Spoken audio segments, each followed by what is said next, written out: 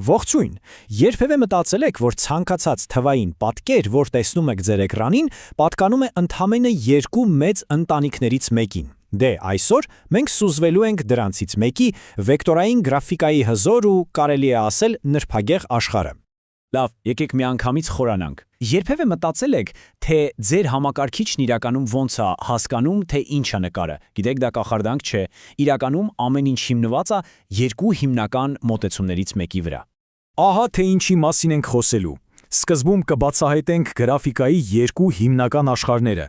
հետո կհամեմատենք դրանց հիմնաքարերը, կետերն ընդդեմ գծերի, կտեսնենք, թե ինչ ուժ ունեն բանաձևերը վեկտորային գրաֆիկայում, կհասկանանք ինչպես են պատկերները կառուցվում, ու վերջում ամենակարևորը կպարզենք, թե ինչու է այս ամենն ընդհանրապես մեզ պետք։ Դե ինչ, գնացինք։ Եկեք սկսենք մի աշխարհից, որի հետ իրականում մեզանից յուրաքանչյուրը ամեն օր առնչվում է, նույնիսկ եթե դա չի էլ գիտակցում։ Խոսքը ռաստերային գրաֆիկայի մասին է։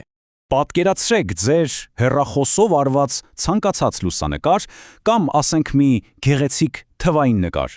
Եթե սկսեք այն անվերջ խոշորացնել, ինչ կտեսնեք։ Ճիշտ է, այն կսկսի քայքայվել ու կվերածվի մի տեսակ խճանկարի, կազմված հազարավոր, նույնիսկ միլիոնավոր փոքրիկ գունավոր քառակուսիներից։ Ահա, հենց դա էլ ռաստերային գրաֆիկան է։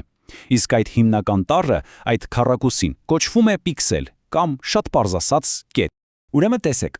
ահա եւ ամենահիմնական, ամենախորքային տարբերությունը։ Եթե ռաստերային գրաֆիկայի համար ամեն ինչի հիմքը կետն է, այսինքն պիքսելը, ապա վեկտորային գրաֆիկան օգտագործում է բոլորովին այլ մեկնարկային կետ, ոչ թե կետ, այլ գիծ։ Ու գիտեք ինչն է ամենահետաքրքիրը։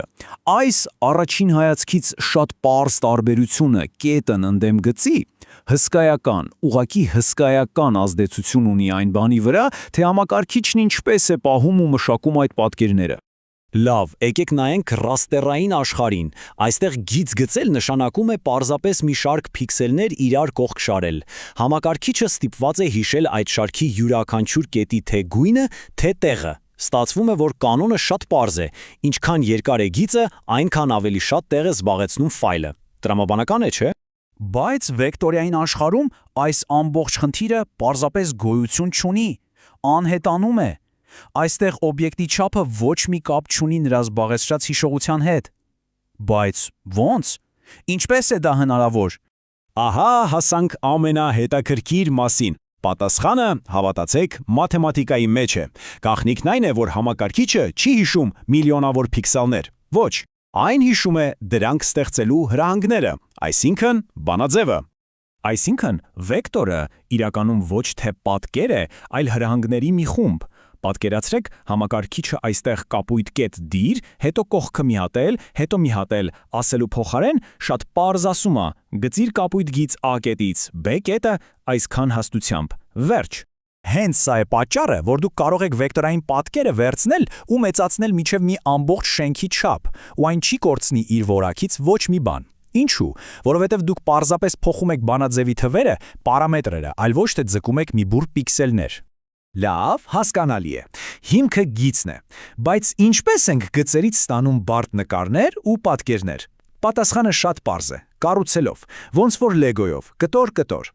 Հենց սա էլ կոչվում է օբյեկտ կողմնորոշված մոտեցում։ Տեսեք, ամեն ինչ սկսվում է պարզագույն տառից, գծից։ Հետո 4 գիծը միացնում ենք իրար ու ստանում ենք քառանկյուն, արդեն ավելի բարդ օբյեկտ։ Հետո վերցնում ենք 6 այդպիսի քառանկյուն ու դրանցից հավաքում ենք խորանարդ։ Ամեն ինչ կառուցվում է ավելի պարզ բաներից։ Okay։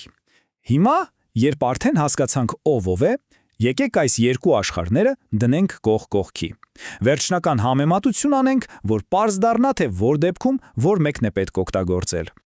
Այս աղյուսակը կարծում եմ ամեն ինչ դնում է իր տեղը։ Մասշտաբայնություն։ Վեկտորի մոտ այն անթերի է, ռաստերի դեպքում որակը կորում է։ Ֆայլի ծավալը ռաստերի դեպքում կախված է չափսից, իսկ վեկտորի դեպքում թե քանի գիծ ու օբյեկտ կա մեջը, այսինքն բարդությունից։ Ու վերջապես ֆայլի տեսակները։ Բոլորիս ծանոթ JPEG-ն ու PNG-ն ռաստերային են, իսկ վեկտորային աշխարհի թագավորը SVG-ն է։ Այսինքն, եթե լոգո կամ տառատեսակ եք ստեղծում, ձեզ վեկտոր է պետք, իսկ եթե լուսանկար եք մշակում, ռաստեր։ Հենց դրա համար էլ գիտեք, վեկտորային գրաֆիկային հաճախ անվանում են նաև հաշվողական գրաֆիկա, որովհետև նախքան պատկերը ձեր էկրանին հայտնվելը, համակարգիչը պետք է մի լավ մտածի ու հաշվարկ կատարի։ Այն պետք է բանաձևերից հասկանա, թե ամեն մի կետը որտեղ պետք է դնի, որ գիծը ստացվի։ Ու հիմա մի հետաքրքիր կարելի ասել պարադոքս. ինչքան էլ որ վեկտորը խելացի լինի ու մաթեմատիկայով աշխատի, վերջում ձեր էկրանը միևնույն է կազմված է կետերից,